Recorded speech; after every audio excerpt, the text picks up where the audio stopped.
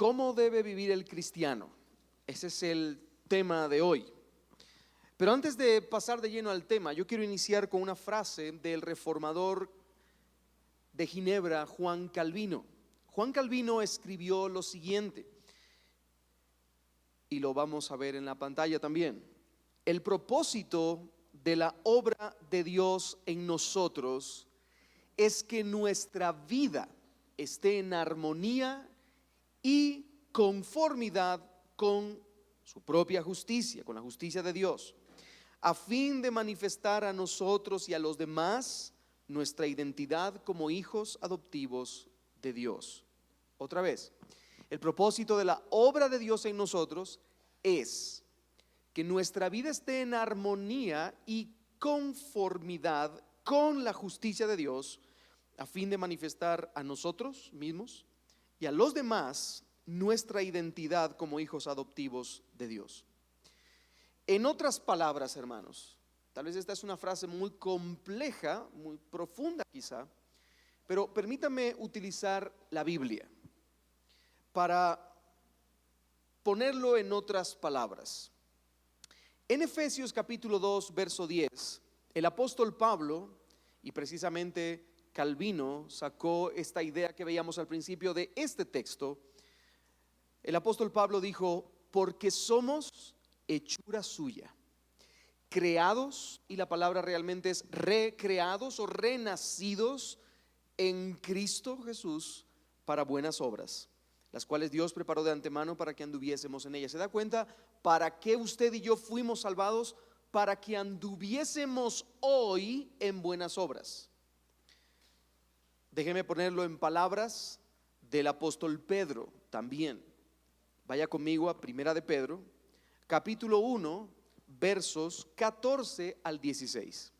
Dice: como hijos obedientes, no os conforméis a los deseos que antes teníais, estando en vuestra ignorancia, sino como aquel que os llamó es santo, sed también vosotros santos en toda vuestra manera de vivir, porque escrito está: sed santos porque yo soy santo. Hermanos, en consonancia con estos textos que leímos y esta frase también que veíamos al principio, el cristiano, hermanos, está llamado a vivir en santidad. El cristiano está llamado a vivir, ahora que ya es cristiano, está llamado a hacer buenas obras para la gloria de Dios. Esa es la forma en la que un cristiano debe vivir. ¿Cómo debe vivir un cristiano? Bueno, debe vivir glorificando a Dios. ¿Cómo debe vivir el cristiano? Bueno, debe vivir en santidad. Debe vivir haciendo obras que glorifiquen el nombre del Señor y que exalten y proclamen el evangelio, o como lo dijo también Calvino, como lo veíamos en esa frase, viviendo en armonía y conformidad con la justicia de Dios. A eso hemos sido llamados. Y hermanos, esto es eminentemente práctico. Necesitamos de esto todo el tiempo y cada vez que podamos. Necesitamos aplicar la palabra de Dios a nuestras vidas para vivir vidas que realmente agraden al Señor. Esa es la idea. Y al estudiar este tema y al pasar varios días estudiando este tema, me di cuenta de que tenemos muchísimo material, muchísimo para hablar acerca de esto. Por eso, durante nuestros estudios al respecto de este tema, cómo debe vivir el cristiano, estaremos tocando material respecto a la santificación del creyente y el carácter del creyente, un material desarrollado por algunos hombres piadosos, varios autores como Jerry Bridges, Juan Calvino, como usted veía al principio, A.W. Tozer, R.C. Sproul, Jonathan Edwards, Miguel Núñez, Ugel Michelén, entre algunos otros. Vamos a tratar de tomar de diferentes autores para construir una idea práctica de cómo vivir nosotros como cristianos. Porque, hermano querido, nosotros estamos llamados en esta vida a vivir de una manera que agrade al Señor. Ya no en nuestra pasada manera de vivir, como dijo Pedro, sino que ahora nos conformemos a una nueva vida, viviendo en santidad, conforme a lo que Dios quiere, porque Dios es santo. Amén.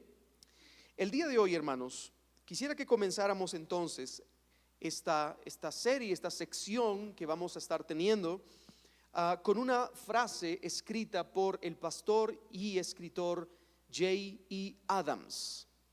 J.E. Adams escribió lo siguiente: es posible que hayamos buscado e intentado obtener piedad instantánea, pero no hay tal cosa como eso.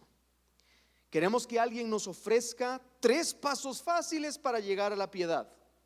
El problema es que la santidad o la piedad no se produce de esta forma. Y quise iniciar con esta frase para que entendamos algo que es importante. Yo lo que menos quiero hacer a través de esta serie de estudios bíblicos es que pensemos que vamos a tener una lista de pasos para vivir nuestra vida cristiana. No, eso es lo que menos quiero hacer. Yo no quiero venir y darle una lista de planteamientos que usted debe poner en práctica, paso 1, paso 2, paso 3, y usted va a ser más santo el día de mañana. No, porque volvemos a repetir, la santidad, la piedad no son cosas instantáneas. Lo que vamos a tratar de hacer en esta serie, hermanos, es establecer fundamentos en nuestra vida, sobre los cuales nosotros debemos asumir retos valientes para enfrentarnos contra ese gran mal que es el pecado, y que aunque nosotros hemos sido hechos libres de ese esclavo, de ese esclavizador más bien, aunque ya somos libres de esa esclavitud, seguimos imitando algunas conductas pecaminosas. ¿Vamos bien, hermanos? Así que el día de hoy vamos a comenzar con el tema de la disciplina en la vida cristiana. La disciplina en la vida cristiana, ya que no se trata entonces de algo que sea instantáneo, ni de ciertos pasos que yo deba seguir para poder ser más santo. Entonces yo lo primero que debo hacer es hablar de la disciplina en la vida cristiana. El concepto, hermanos, de disciplina realmente no tiene mucha aceptación el día de hoy. En medio de la sociedad, a muy pocas personas les gusta el concepto de lo que es la disciplina o vivir de forma disciplinada. De hecho, con frecuencia, dentro de la iglesia cristiana, la disciplina en la vida cristiana para crecer en santidad se ha tomado más bien como un acto de legalismo y de severidad. Tienes que ser santo, tienes que disciplinarte en la vida cristiana, tienes que aferrarte de las disciplinas espirituales y crecer en las disciplinas espirituales. Uy, no, estos se volvieron muy legalistas. No están hablando de la gracia de Dios, se han vuelto demasiado severos. Cuando hablamos del pecado y de destruir el pecado, de mortificar el pecado, de darle muerte a ese gran mal que llevamos dentro y que día tras día nos acecha, la mayoría de personas dice: no, espérate, eso es muy legalista. Nosotros hemos sido salvados por gracia. Hermanos, el haber sido salvados por gracia no es sinónimo de ahora vive como quieras. ¿Me sigue, hermano? ¿Sí?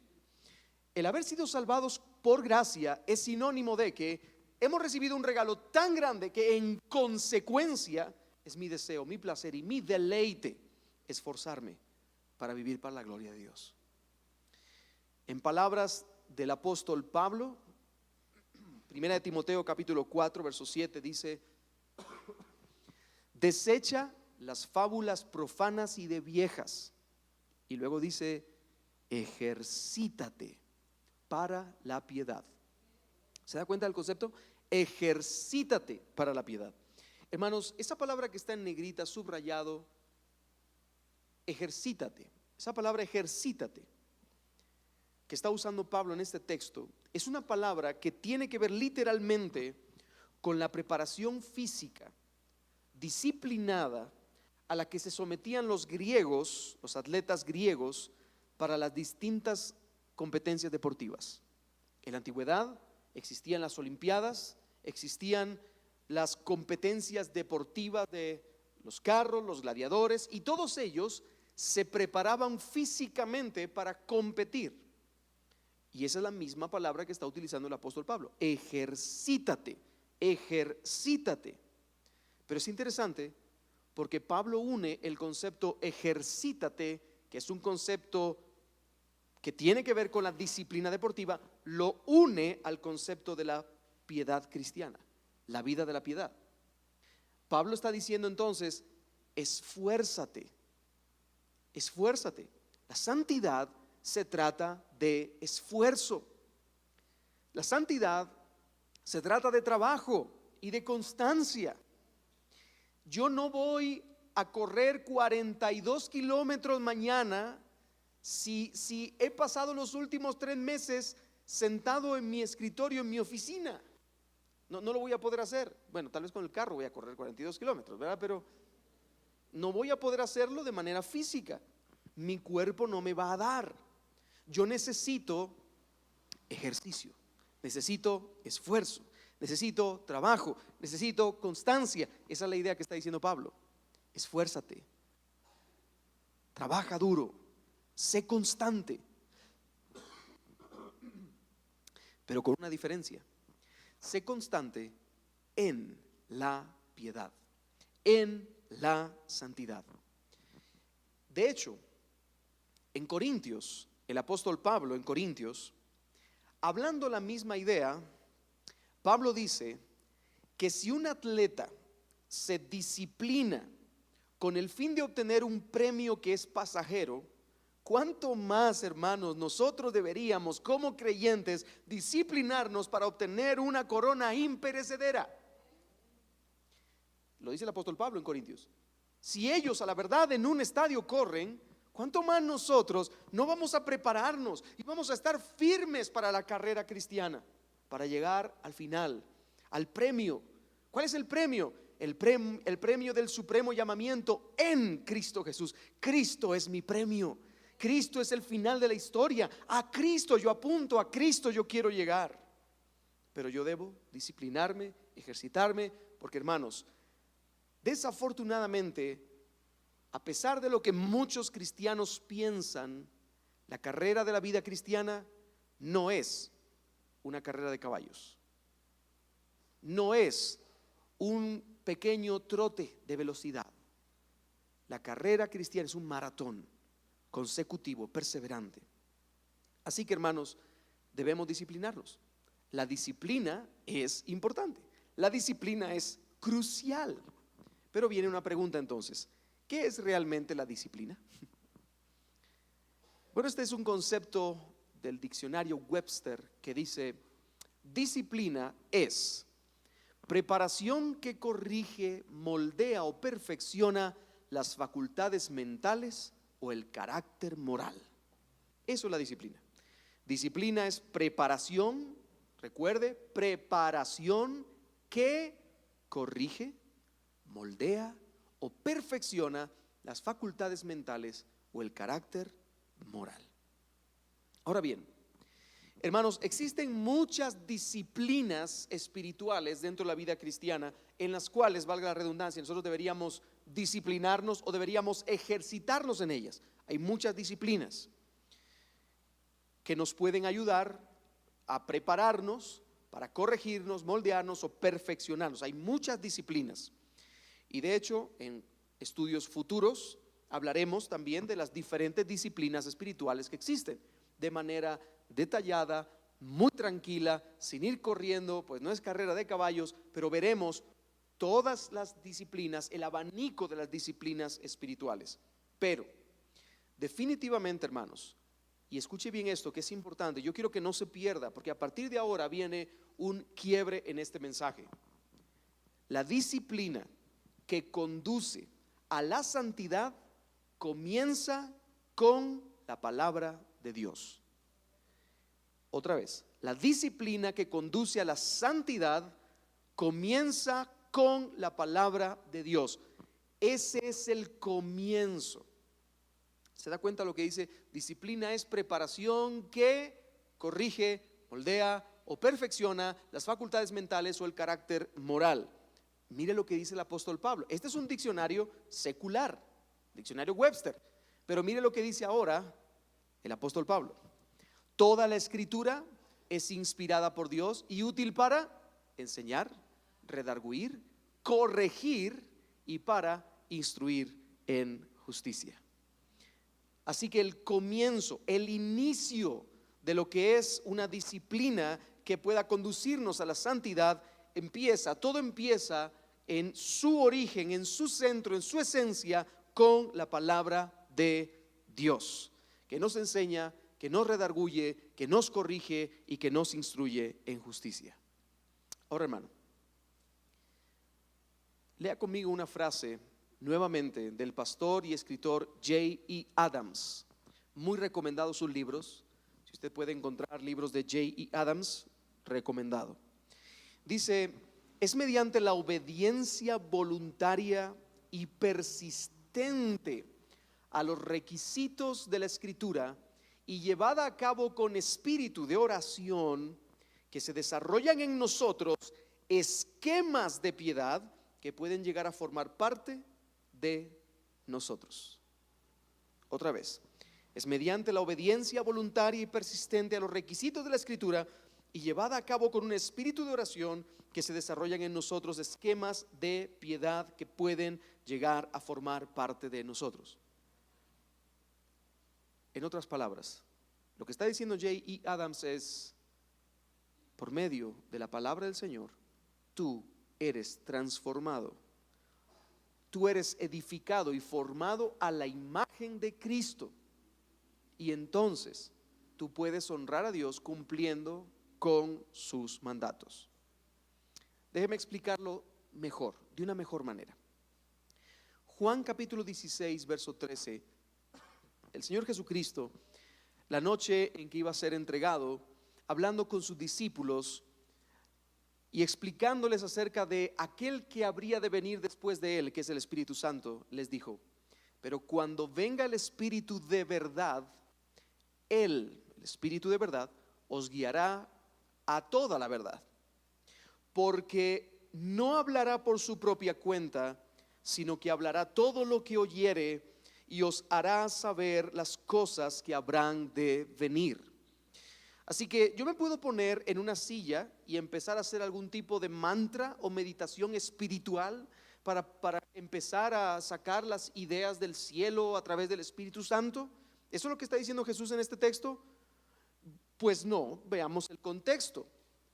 Un poco más adelante, en el capítulo 17 de Juan, versículo 17 nos dice, en la oración sacerdotal de Cristo, dice: santifícalos en tu verdad, tu palabra es verdad.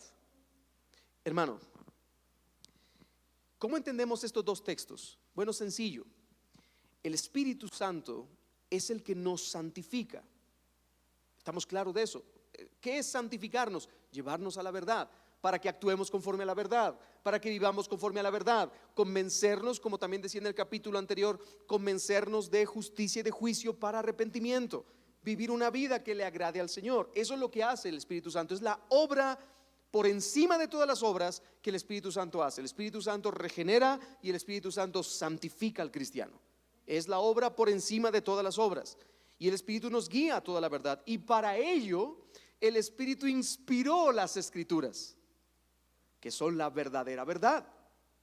Y luego nosotros debemos aprender las Escrituras para que el Espíritu Santo traiga a nuestras mentes después lo que hemos aprendido, y finalmente nosotros podamos aplicar lo que Él trae a nuestras mentes, pero que Él primeramente ha inspirado. Esto está muy rebuscado, ¿verdad? Pues en amor a usted le hice un cuadrito para que podamos entenderlo. A ver, veamos el cuadrito, por favor, en la pantalla.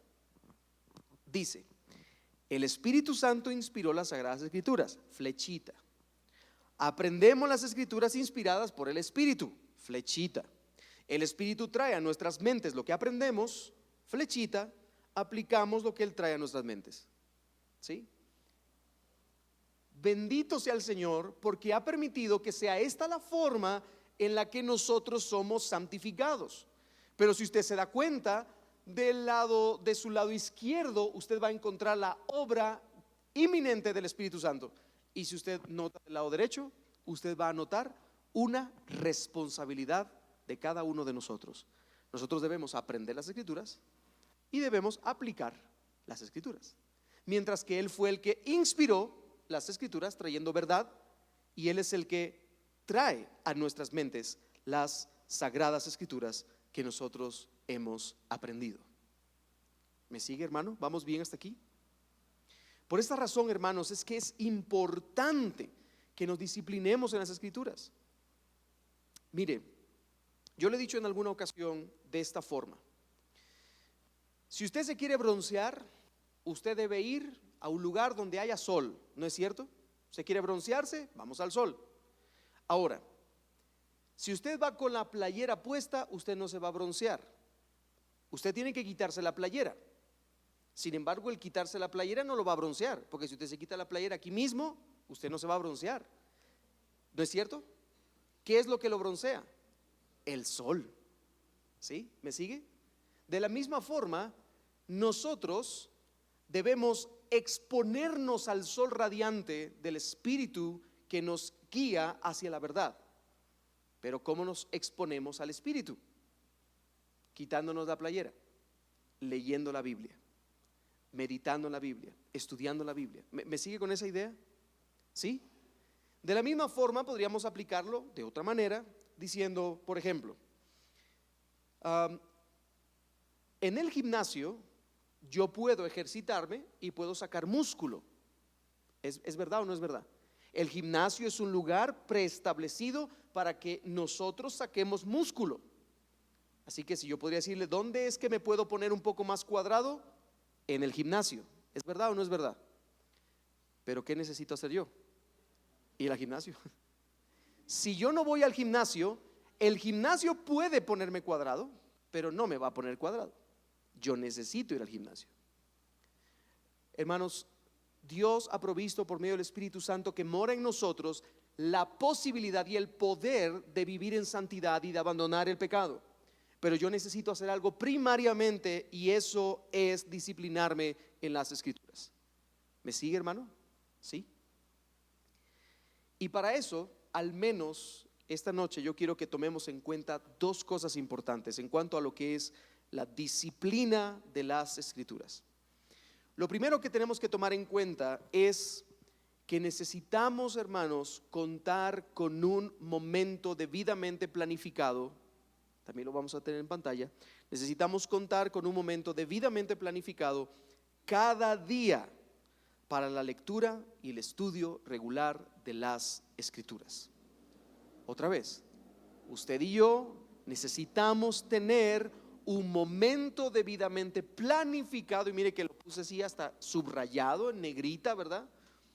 Debidamente planificado cada día para la lectura y el estudio regular de las Escrituras. Hermanos, todos los cristianos que progresen en el camino de la santidad son personas que se han disciplinado de tal manera que dedican un tiempo regular de lectura de la Biblia al día. No a la semana, no al mes, no. ¿Cuánto leíste durante este año? Pues me leí 3 capítulos de Salmos, 2 capítulos de Mateo. No. Vuelvo a repetir, todos los cristianos que progresan en el camino de la santidad son personas que se disciplinan en su vida de lectura devocional. Es muy sencillo, no existe otro modo. Eso es primariamente lo que Dios utiliza para nuestra santificación. ¿Qué es lo que pasa? Como dice Cristo, lo que pasa es que vosotros no queréis. Vosotros no queréis venir a mí. Hermanos, debemos ser conscientes de una realidad importante.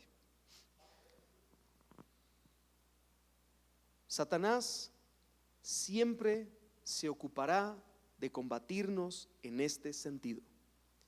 Hermano, como esto es una realidad importante, lo que estamos hablando, como es una realidad importante, Satanás siempre se ocupará de combatirnos en este sentido. Satanás y sus secuaces procurarán persuadirnos de que tenemos demasiado sueño en las mañanas, de que estamos demasiado ocupados durante el día y de que estamos demasiado cansados durante la noche. Muy cansados en la mañana al despertar, muy ocupados durante el día y muy cansados en la noche al dormir. Y entonces, al final, nos parece a nosotros, por causa de nuestra propia imaginación concupiscente, nos parece a nosotros que no es posible encontrar un momento adecuado para estudiar la palabra. Y esto es un error. Esto es un error. Por eso mismo necesitamos disciplinarnos. Hay algunos que por la mañana temprano, antes de ir a trabajar, por ejemplo, o a estudiar o a cualquier lugar donde vayan, antes de desayunar incluso, pueden dedicar un tiempo para leer la Biblia y orar. Hay algunos que pueden hacerlo así. Ahora, si ese es el caso y tú tienes esa posibilidad de hacerlo, todo esto puede significar que deberías de despertarte aproximadamente a las 5 de la mañana, si todo va bien. Y como necesitas al menos 7 horas de sueño para reparar tu cuerpo, eso quiere decir que tendríamos que acostarnos y apagar la luz y todo tipo de pantallas al menos a las 10 de la noche. ¿Ve usted el patrón? Si me despierto a las 5 para poder leer la Biblia y poder orar cada mañana, tener un tiempo devocional con el Señor, yo debo entonces, si de verdad deseo dormir y descansar esa noche, dormir al menos 7 horas, debo dormirme a las 10. Y debo, hermanos, en pro de eso, no solo acostarme y estar ahí viendo el teléfono, no, eso no es descansar. De hecho, algunos estudios dicen que al menos 1 hora antes de dormir yo debería de apagar cualquier tipo de pantalla o teléfono que pueda emitir alguna luz azul, porque eso mantiene activo mi cerebro y no permite que se apague. En otras palabras, es duro lo que estoy diciendo, porque es un cambio contracultural a lo que nosotros estamos acostumbrados. Pero quiero decirle algo y espero que le traiga muchas ganas, ¿verdad? Mucha confianza para poder enfrentarse contra esta realidad. Y es el hecho bendito, hermanos, de que hasta hace unos 40 años ese tipo de obstáculos no existían. Y nuestros hermanos pudieron hacerlo. Ellos lo lograron.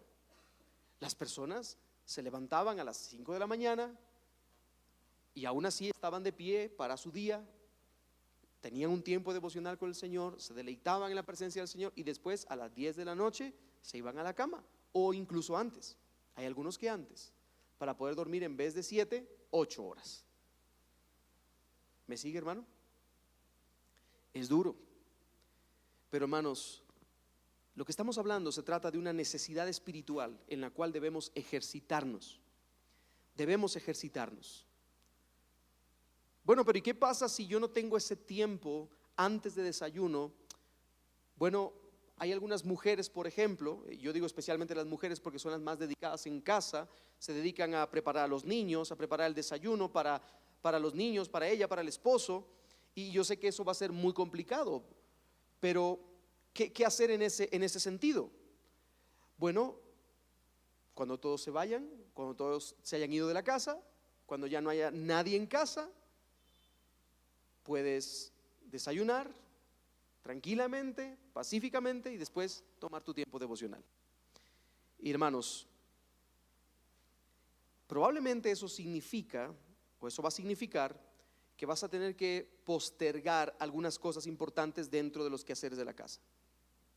Pero ahí es donde viene la reorganización de prioridades, que es para mí más importante el día de hoy. Yo prefiero quitarme un poco de tiempo en mi día de manera regular para buscar del Señor, porque lo necesito. Gracias por los amenes. Están súper entusiasmados con este mensaje de hoy, ¿verdad? La próxima semana vamos a hablar acerca de los cuernos de la bestia, del Apocalipsis.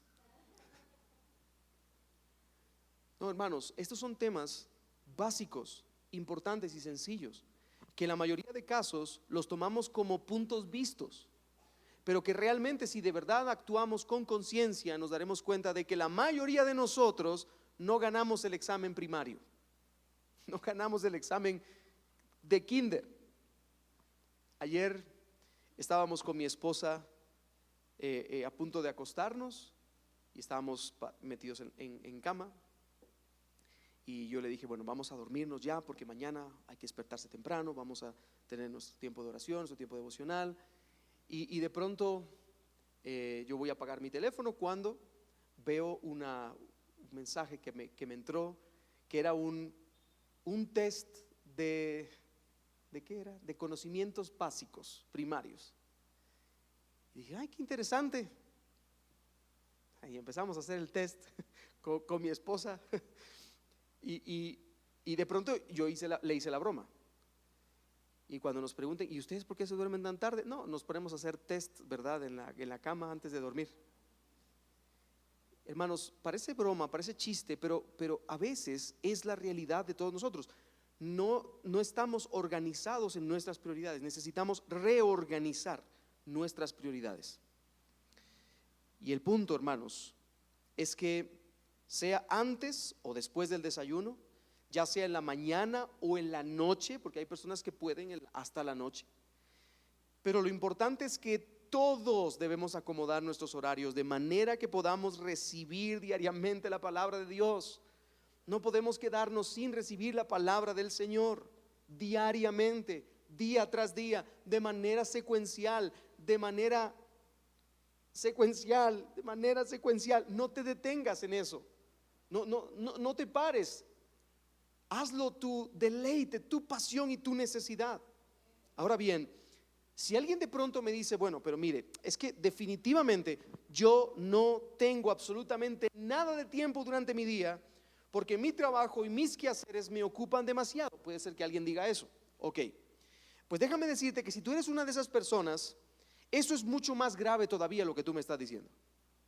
Porque tienes que plantearte el hecho, y lo digo para los que están aquí y para los que puedan estar viendo a través de las redes sociales, pero puedes plantearte el hecho de que muy probablemente tu trabajo o tus quehaceres se han convertido en un ídolo para ti.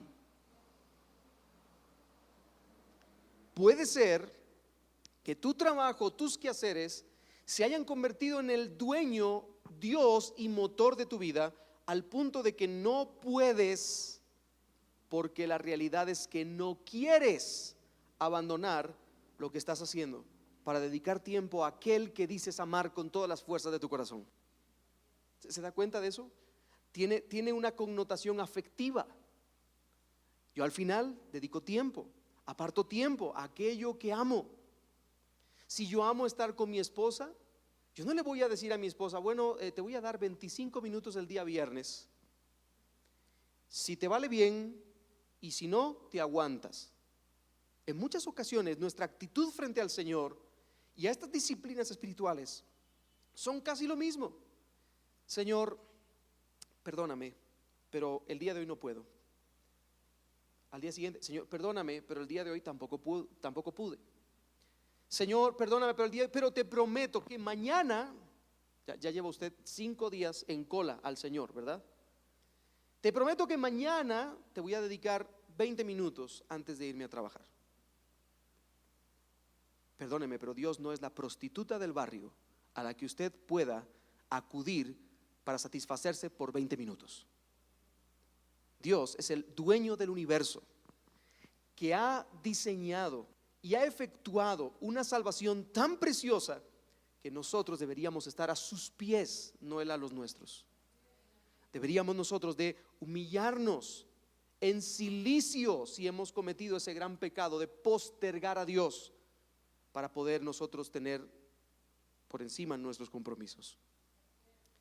Lo segundo que debemos tomar en cuenta en cuanto a esta disciplina, yo dije lo primero es poder reservar un poco de tiempo cada día, planificarlo para poder nosotros tener esa lectura y ese estudio regular de las Escrituras. En segundo lugar, hermano, disciplinarme en la palabra de Dios exige también un método planificado. No solamente requiere planificar tiempo, sino planificar qué voy a hacer mientras lo hago. Existen al menos 4 categorías en la disciplina espiritual de la Escritura que pueden ser usadas como métodos para profundizar en la palabra de Dios. Al menos 4 son los más comunes. En primer lugar, nosotros podemos oír la palabra enseñada por pastores o maestros, oír la palabra enseñada por pastores o maestros, como dice Jeremías 3:15, y os daré pastores según mi corazón, que os apacienten con ciencia y con inteligencia. Así que podemos oír la palabra predicada, enseñada por pastores o maestros que puedan tomar las escrituras y enseñar las escrituras. Hoy estaba viendo una crítica teológica, digámoslo así, de un predicador de sana doctrina hacia un predicador de estos motivacionales actuales, un coach motivacional. Y es interesante porque básicamente todo lo que este hombre decía eran cuestiones que motivaban a la persona, pero que se alejaban de las escrituras. Y decía este hermano que una de las cosas que le parecía muy peculiar es que el predicador, este predicador que no era un predicador muy correcto, enseñaba todo el tiempo sin abrir su Biblia.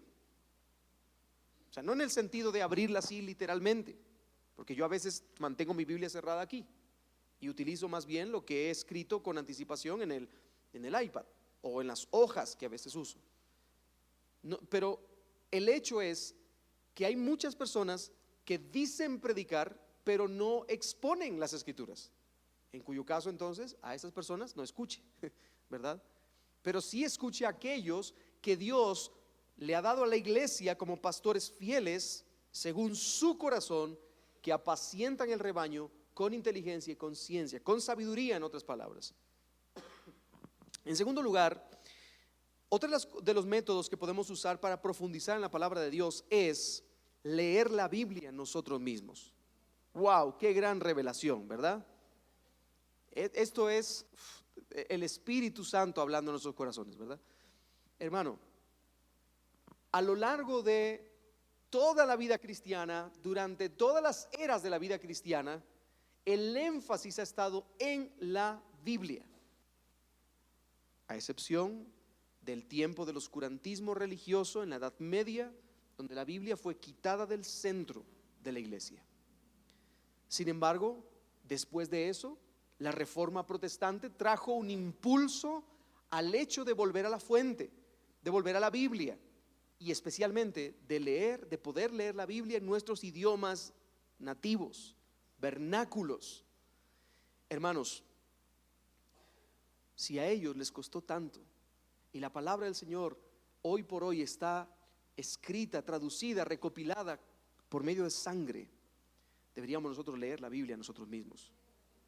Mire lo importante que era para Dios la lectura de la Biblia, que Él ordenó que todo rey que tuviera el pueblo de Israel tenía que leer constante y habitualmente la Biblia. ¿Para qué? Para ser sabio.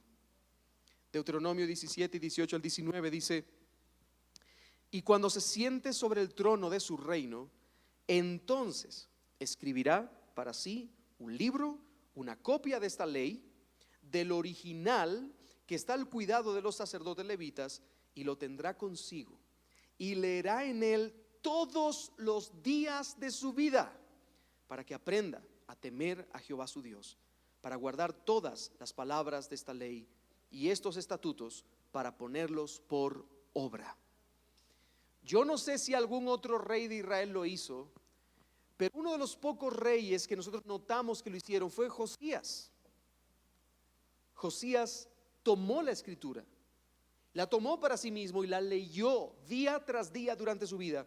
Y el reino de Josías fue uno de los reinos de más acercamiento del pueblo hacia Dios y de mayor abandono del pueblo hacia la idolatría. Sin embargo, todos aquellos reinos que estuvieron más alejados de la ley de Dios terminaron siendo reinos que motivaban al pueblo a alejarse de Dios y a acercarse a la idolatría. ¿Se da cuenta?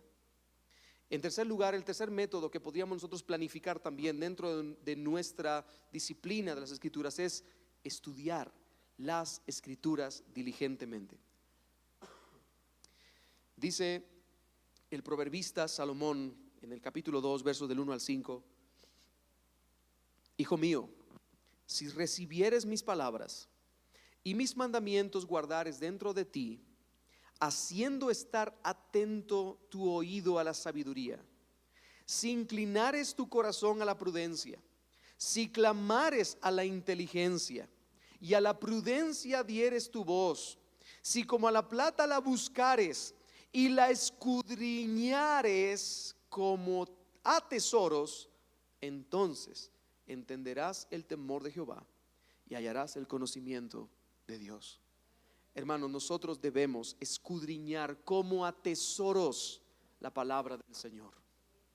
Debemos estudiar las Escrituras diligentemente. Y en cuarto lugar, otro de los métodos que podemos usar para profundizar en la palabra de Dios es memorizar pasajes claves de las Escrituras. Salmo 119:11 nos dice: en mi corazón he guardado tus dichos para no pecar contra ti. Ayúdeme a descomponer este texto. ¿De qué manera yo no peco contra Dios? ¿De qué manera? Guardando su palabra, ¿en dónde? En mi corazón. ¿Cómo guardo la palabra en mi corazón? Me abro, me corto, ¿verdad? Me quito las costillas, ¿verdad? Meto la Biblia. ¿Cómo decías? Leyendo y estudiando la palabra, memorizando las Escrituras. Hermanos, esa es la manera en la que yo puedo hacer que la palabra llegue a mi corazón, para que entonces yo pueda no pecar contra el Señor, memorizando las Escrituras. Yo debo memorizar pasajes claves de las Escrituras. Ese es uno de los métodos que me ayudarán a crecer en esta disciplina espiritual. Sin embargo, si de verdad queremos buscar la santidad con disciplina, tenemos que hacer más que simplemente oír, leer, estudiar y memorizar. Hay algo más que debemos hacer. Debemos meditar en las Escrituras. Y yo sé que en alguna otra ocasión yo he hablado de este aspecto, pero creo que es importante repetirlo de nuevo. Debemos meditar en la palabra del Señor. En Josué capítulo 1 verso 8, Dios hablando a Josué le dice: nunca se apartará de tu boca este libro de la ley, sino que de día y de noche meditarás en él, para que guardes y hagas conforme a todo lo que en él está escrito, porque entonces harás prosperar tu camino y todo te saldrá bien. A todo el mundo le gusta esta última parte: hacer prosperar mi camino y que todo me salga bien, ¿verdad? A todos. Pero hermano, esta primera parte como que la dejamos en el tintero, la dejamos en el cajón.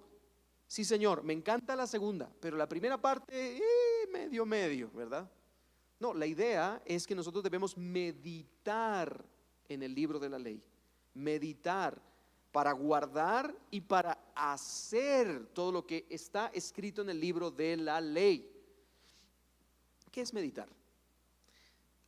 Un muy buen concepto de meditar nos lo da Jerry Bridges. Él dice: meditar es pensar en las Escrituras, considerándolas en la mente y aplicándolas a las diferentes situaciones en nuestra vida. Pensar en las Escrituras, considerándolas en la mente y aplicándolas a las situaciones de nuestra vida. Debemos meditar en la palabra del Señor. Hermanos, si queremos crecer en santidad, debemos meditar en las Escrituras. Lamentablemente, la palabra meditación el día de hoy parece como que fuera un acto místico que lo realizaban los monjes metidos en un monasterio hace 500 años. Esa imagen que usted ve ahí, esa es la imagen que se nos viene a la mente cuando decimos meditemos. Hasta ponemos los deditos así, ¿verdad? ¿Cómo? Los deditos así, ¿verdad? Nos cruzamos de piernas también. Eso pensamos que es la meditación. Sin embargo, hermanos, esto está muy lejos de la realidad. ¿Sabe por qué? Porque Dios, ¿a quién le está hablando en este texto que leíamos antes? ¿A quién? ¿Y quién era Josué?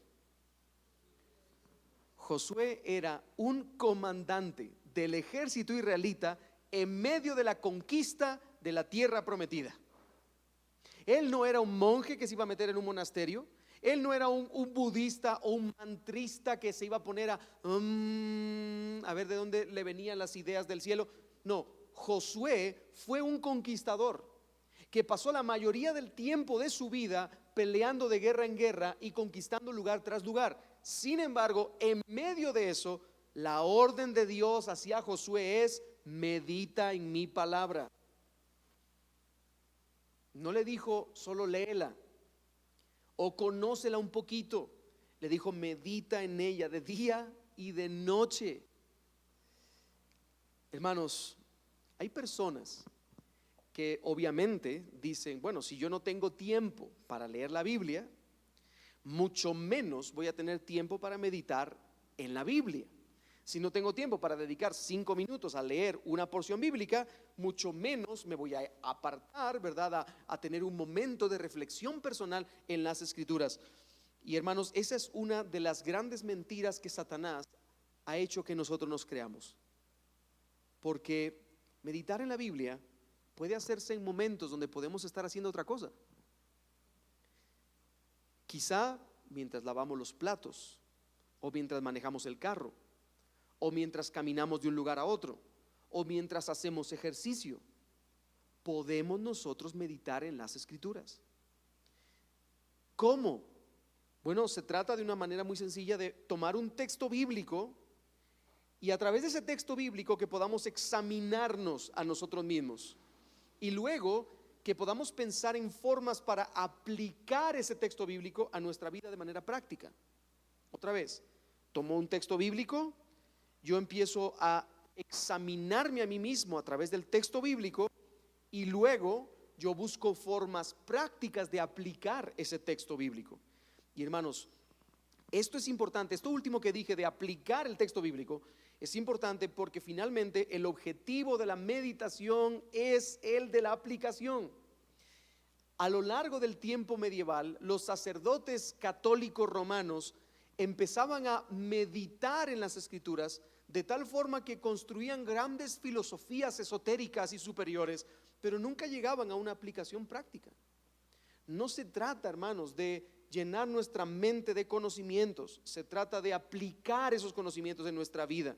Es decir, se trata de tomar las Escrituras y obedecer las Escrituras. Por eso es que Dios le dijo a Josué: para que guardes y hagas conforme a todo lo que en ellas están escritas. Hermanos, nosotros somos pecadores por naturaleza y por cuanto somos pecadores hemos desarrollado hábitos pecaminosos largos, y para romper esos malos hábitos hace falta esfuerzo y disciplina, hace falta trabajar duro, y dentro de ese trabajo duro está la meditación. Que podamos tomar un texto, que podamos nosotros literalmente atravesar ese texto por nosotros como una espada que discierne y que divide intenciones y pensamientos del corazón, y que nosotros podamos entonces tratar de aplicar a nuestra vida esa palabra en la cual estamos meditando. La disciplina, hermanos, la disciplina espiritual de la Escritura, de la palabra del Señor, no significa apretar los dientes o apretar los puños y decir: ya no lo voy a hacer de nuevo, me voy a esforzar por ya no hacerlo de nuevo. No, vas a perder, vas a fallar. La disciplina significa preparación, marcarte una estructura de lo que debes hacer. Así que de la misma manera que necesitamos tener un plan para leer diariamente las Escrituras, y tenemos que tener un plan del método que vamos a utilizar para leer las Escrituras, de la misma forma necesitamos un plan para aplicar las Escrituras. Tú necesitas tener un plan de lo que vas a hacer para aplicar la Biblia a tu vida. No solo es entonces paso número 1, como ya dijimos, número 1, en primer lugar, yo tengo que reservar un tiempo, planificar. Paso número 2, yo tengo que buscar un método, ¿sí? Paso número 3, yo tengo que buscar maneras en las que pueda aplicar la Biblia a mi vida. Y yo le voy a proponer un sencillo plan de aplicación con 3 preguntas desarrolladas por Jerry Bridges. Preguntas muy sencillas. Número 1, toma un pasaje Y me pregunto, ¿qué enseña este pasaje sobre la voluntad de Dios para una vida santa? Segunda pregunta, ¿cómo se compara mi vida con lo que enseña dicho pasaje? ¿Cómo y en qué estoy fallando? Y de verdad debo ser específico. Yo no debo utilizar esta pregunta para generalizar, hermano. Bueno, sí, a mí me falta perdonar, pero en las manos del Señor estoy, ¿verdad? No, te falta perdonar ¿a quién? ¿Cuál es el nombre de la persona a la que no has perdonado todavía? ¿Se da cuenta? Debemos ser específicos. Y tercera pregunta, ¿qué pasos concretos de acción debo tomar a fin de obedecer? ¿Qué enseña ese pasaje sobre la voluntad de Dios para una vida santa? 2, ¿cómo se compara mi vida con ese dicho pasaje, o cómo y en qué estoy fallando? Y 3, ¿qué pasos concretos de acción debo tomar a fin de obedecer? Y como no quiero terminar el día de hoy simplemente dejándole esto al azar y nada más, le quiero poner un ejemplo muy sencillo para que nosotros tratemos de aplicar en nuestra meditación, porque de eso se trata, estamos meditando y en la meditación queremos aplicar ese mensaje. Entonces vamos a aplicar un texto bíblico. Imaginemos por un momento que estamos leyendo 1 de Corintios capítulo 13 verso 4 en la Nueva Biblia de las Américas. Lo vamos a tener en pantalla. 1 de Corintios capítulo 13 verso 4. Un texto sumamente conocido que dice: el amor es paciente, es bondadoso, el amor no tiene envidia. Muy bien. ¿Qué enseña este pasaje sobre la voluntad de Dios para una vida santa? Enseña que si yo soy llamado al amor, yo debo amar, debo hacerlo de forma paciente, debo ser bueno y debo vivir sin envidia. Excelente. Ahora, en mi meditación, yo puedo decir, bueno, ¿cómo se compara mi vida con dicho pasaje? ¿Y cómo o en qué estoy fallando? Y yo le sugiero otras preguntas. Yo puedo ver el texto y aplicarlo de manera más específica. ¿Soy yo impaciente con otros? ¿Estoy siendo impaciente con otros? Otra pregunta. ¿Soy malo con el prójimo al que he sido llamado a amar? ¿Estoy siendo malo con esa persona? Otra pregunta, porque hay 3 vertientes en este texto: paciencia, bondad y envidia. Así que otra pregunta puede ser: ¿tengo envidia de alguien en particular? Y yo debo ser específico. ¿Tengo envidia de alguna persona en particular? Sí, Señor, yo tengo envidia. Muchas personas me causan envidia. No seas santurrón. A ver, delante del Señor, ¿hay alguna persona con la que de verdad tú lo ves y te provoca envidia? ¿Te produce envidiarlo? Imagínense que primer punto va bien, segundo punto va bien, pero en el tercer punto, mientras estamos pensando en eso, meditando en eso, interiorizando el texto, nos damos cuenta de que tenemos envidia de algún hermano en la iglesia, de manera particular. Ese hermano se llama Flipanguillo, no se me ocurre otro nombre. Y entonces de pronto el hermano flipa, ¿verdad? Flipanguillo. Nos damos cuenta que nosotros le tenemos envidia. O puede ser de algún amigo a nuestro alrededor. O puede ser de algún hermano de la carne, algún hermano carnal. O puede ser de algún compañero de trabajo. Y de pronto nos damos cuenta y decimos: wow, yo tengo envidia de esa persona, de verdad. Cada vez que él hace algo bueno, cada vez que él tiene algo bueno, cada vez que él se supera, yo quisiera que algo malo le pasara a esa persona. Eso es envidia. Bueno, lo primero que yo debo hacer entonces, cuando yo he encontrado eso, yo me he hecho el análisis, yo debo confesar ese pecado delante del Señor. Y nuevamente, yo debo ser específico. Yo debo ser específico. Y yo debo apuntar a mi hermano, a mi compañero, a mi conocido al que le tengo envidia. Pero sobre todo yo debo reconocer mi reacción pecaminosa contra esa persona. Señor, te pido perdón porque estoy teniendo envidia contra Flipanguillo. Señor, perdóname, perdóname, Señor, yo no quiero vivir así. Pero aún más, dentro de nuestra oración nos debe llevar a pensar que al final se trata no solamente de reconocer que pecamos, sino de volverlo en positivo, porque el amor no dice, el amor es una cosa que no es no ser paciente. ¿Se da cuenta? No, el texto está en positivo. El amor es paciente, el amor es bondadoso y el amor no tiene envidia. Así que podríamos llegar a un punto más profundo y decir, Señor, no solamente perdóname, sino yo te pido por este hermano para que tú lo bendigas.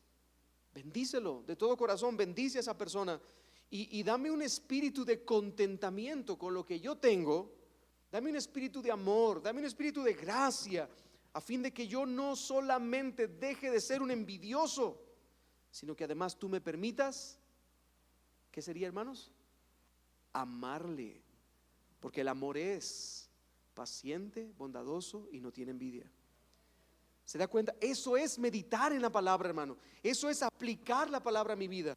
Eso es que la palabra de verdad transforme mi interior. Hermano, de hecho, queremos llegar a un punto más allá. También podríamos memorizarnos este versículo.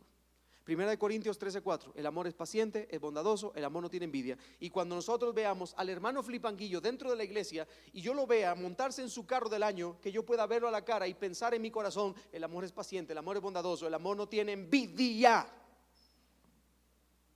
¿verdad? Yo puedo meditar en ese texto mientras estoy viendo al hermano. El hermano se acaba de comprar una Gixxer 250, pero yo quisiera una igual. No, yo tengo que tener esa moto. No, el amor es paciente, el amor es bondadoso y sin envidia. Qué bendición, hermano, que tienes esa moto. ¿Me sigue con esa idea? Son ideas prácticas. Y hermanos, ¿hasta qué punto yo debo de continuar meditando en este texto en mi vida? Bueno, hasta el punto en el que nos demos cuenta de que Dios está formando en nosotros un carácter transformado que ama a aquel que antes no amábamos de verdad. Se trata de un principio transformacional. Hermanos, esa es la disciplina que nos lleva a la santidad. Esa es la disciplina. Así que no se trata solamente de leer, de oír, de leer, de estudiar o de memorizar las escrituras, sino también de meditar en ellas al punto de que podamos aplicarlas. Y hermano, una cosa más, ya para terminar este estudio de hoy. Este tipo de disciplina es un proceso que dura toda la vida. Se trata de perseverancia. Algunos hermanos se sienten desalentados porque creen que esto es una carrera de velocidad y al más mínimo error que cometen dicen, ¿de qué me sirve? ¿Qué sentido tiene? Jamás podré vencer ese pecado. Nunca yo podré hacer caso de la palabra del Señor, porque estoy siendo vencido por el pecado en vez de vencer al pecado. Ojo, hermano, déjame decirte algo importante. Como humanos siempre queremos éxitos instantáneos, pero la santidad no nace así. La santidad requiere continuidad en el proceso, requiere perseverancia. Perseverancia. A la mayoría de nosotros no nos gusta luchar constantemente contra el pecado. Queremos una victoria inmediata. Queremos que el Espíritu baje, que posea nuestros corazones y que logre la victoria por nosotros. Pero eso no es así. Es un proceso en el cual nosotros debemos perseverar. Pero sabe, al final nosotros tenemos una gracia y una victoria que no todo el mundo la tiene. Y es el hecho de que sabemos que mientras nosotros perseveramos, nuestro bendito Dios nos preserva. Mientras yo persevero, Él me preserva, me cubre, me guarda en gracia para no pecar. Y hermanos, al ir progresando en el camino de la santidad, por la palabra de Dios, empezamos a aborrecer el pecado. Miren lo que dice el salmista, Salmo 119, 104. De tus preceptos recibo entendimiento. Por tanto, aborrezco todo camino de mentira. Y con el perseverar, hermanos, en las disciplinas, en esta disciplina de la palabra, empezamos a deleitarnos en la ley del Señor, como dice Pablo en Romanos 7:22, porque en el hombre interior me deleito con la ley de Dios. Y poco a poco los mandamientos del Señor se convierten en un deleite, no en algo gravoso, sino en algo que me insuflan de gozo, en algo que me motiva a seguir adelante. Pero también durante ese tiempo, aunque vayamos a tener momentos de mucha altura, donde vayamos a disfrutar de esos levantamientos de pesas tan grandes, también nosotros vamos a experimentar una lucha con nuestro propio pecado interior. Vamos a experimentar momentos de caída constante, porque mientras nosotros estemos de este lado de la eternidad, no vamos a ser perfectos. Y a veces, por cuanto no somos perfectos y por cuanto caemos y por cuanto fallamos, nosotros queremos desistir de estas disciplinas, especialmente de la que tiene que ver con las Escrituras. ¿Para qué leo la Biblia si no cambio?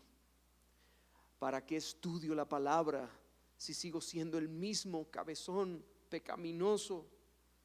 ¿Para qué medito en las Escrituras si después me examino a través de este único versículo de hoy, Primera de Corintios 13:4, y soy un desastre? No soy paciente, no soy bueno y tengo envidia. Estoy al revés. Entonces, ¿para qué? ¿Para qué lo hago? ¿Para qué lo hago? ¿Para qué lo hago? Hermanos, si queremos tener éxito en el camino de la santidad, tenemos que aprender a perseverar a pesar de los fracasos. Vas a fracasar muchas veces, vas a fracasar muchas veces, pero por la gracia de Dios te puedes volver a levantar y puedes continuar en esta lucha constante. Es por eso, hermano, que esta noche solamente quiero terminar diciéndote lo siguiente: recuerda que la disciplina que conduce a la santidad comienza con la Escritura. Así que óyela, léela, estúdiala, memorízala y medita en ella para aplicarla a tu vida cada día. Por el amor del nuestro bendito Señor, hermano, oye la palabra, lee la palabra, estudia la palabra, memoriza la palabra, medita la palabra, para que la palabra pueda ser aplicada también en tu vida. Persiste, persevera, aprende a perseverar aún en medio de los momentos de fracaso. Amén. Vamos a terminar con una oración, así que le invito a que pueda ponerse en pie.